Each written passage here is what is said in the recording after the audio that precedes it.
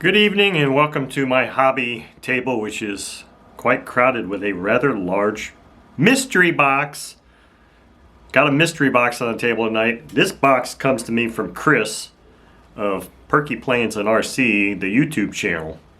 And this box is so huge, as you can see, that I don't even think I'm going to be able to open it on the table. So I am going to basically just open this thing, slide a razor blade around here and get it to open, and then probably put it on the floor and see what the contents are and just bring them up to the table, because this thing is huge. And Chris, thank you very much for this. He did hint in an email to me about this that it might contain things that have to do with old school RC, so let's see here. Pardon me while I whip this out. Yes, that was a blazing saddle joke.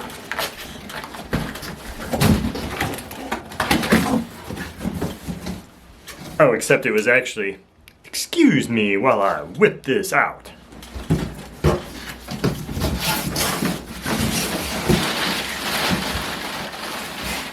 Okay, item number one, kicks ass. This is awesome. Look at this. Can I just take this off of here? This is awesome.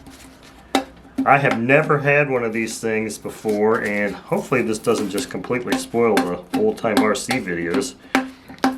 Actually, I'm having second thoughts about showing you guys any of this stuff if I'm supposed to make old-time RC videos with these. This is a Top Flight monocoat poster, which shows a bunch of different design patterns. That's an Ultra Sport. So this is all Ultra Sports here. This looks like maybe a Super Airmaster. Profile of this looks like some sort of a high wing trainer. So this is just showing some different patterns that you can put on your, yeah. This one would be kind of tough to do. Let's see what. Oh, look at this. This is where the rubber hits the road here. How to cover with monocoat. So this is a step-by-step guide. This is incredible. Look at this. You've got the monocoat color chart, and then the luster coat paints, and then the trim sheets.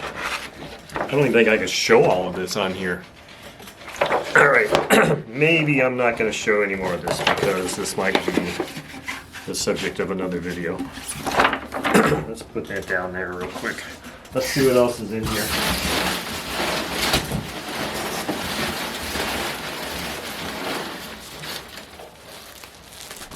Okay, this is a rather interesting, like I said, I'm not sure if I should be showing you guys this. This is supposed to be other video material. I like the box. The box is really incredible. Look at the box. It's upside down, but it's the box from a Sig Smith mini plane. I had one of those. I don't know what's inside here. It's probably not a Sig Smith mini plane. But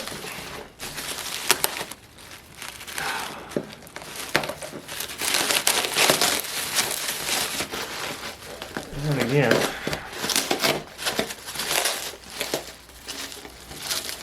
it's something delicate, so I need to be somewhat delicate here with this.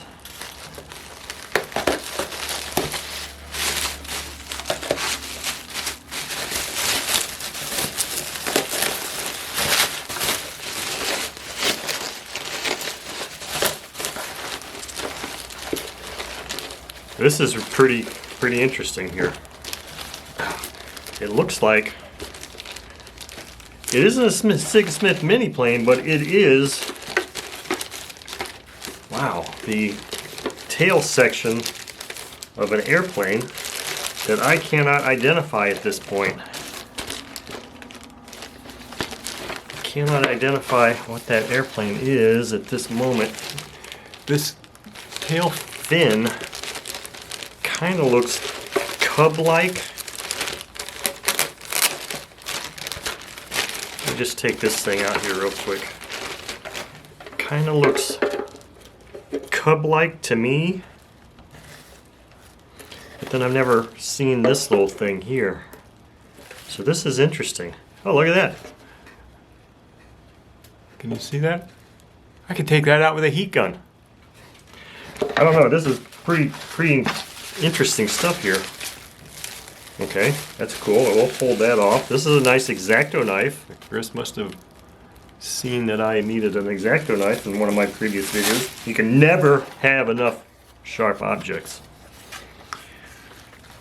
That obviously is the back piece, the headrest for an airplane. So it looks like Chris sent me an airplane. Let's see if we can get some information from these plans here as to what this really is.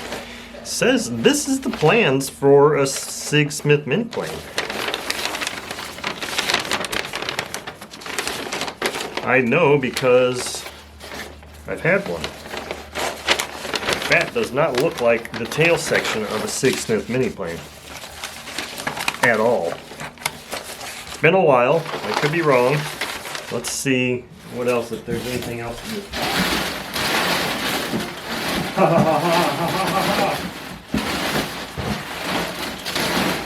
There it is.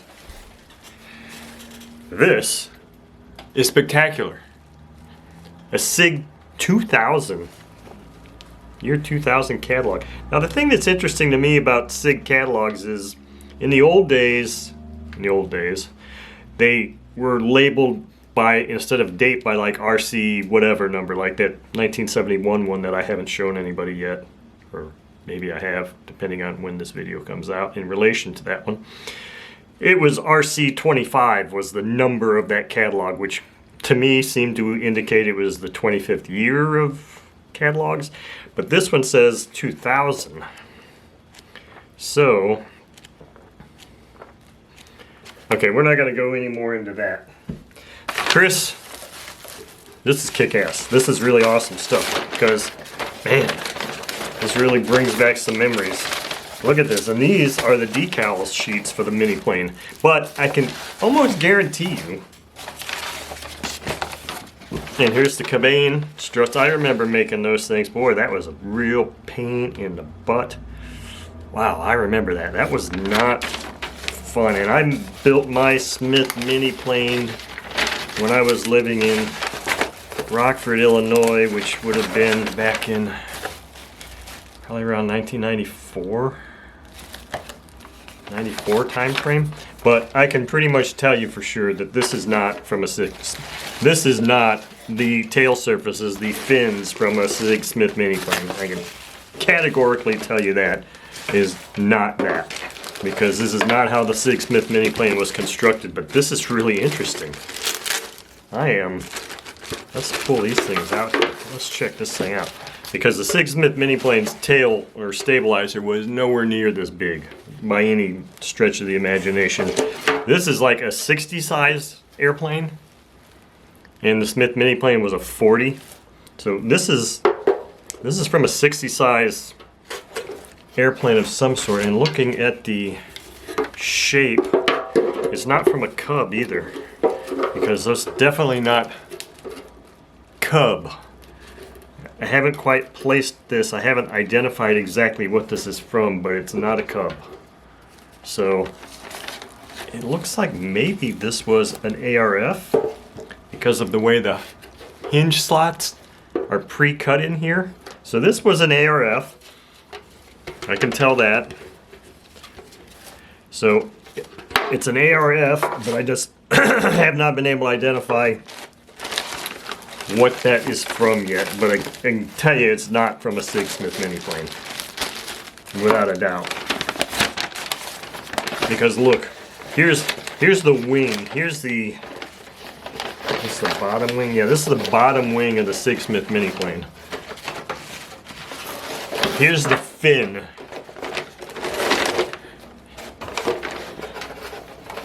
Of this. So there's no way the Sig Smith mini plane's not fin, the horizontal stabilizer would ever be that big in relationship to the. So this is interesting. It's an interesting detective story that I'm going to have to dig into to figure out this, because this is definitely, I can tell by the craftsmanship that this is an ARF, because these hinge slots were cut by a machine.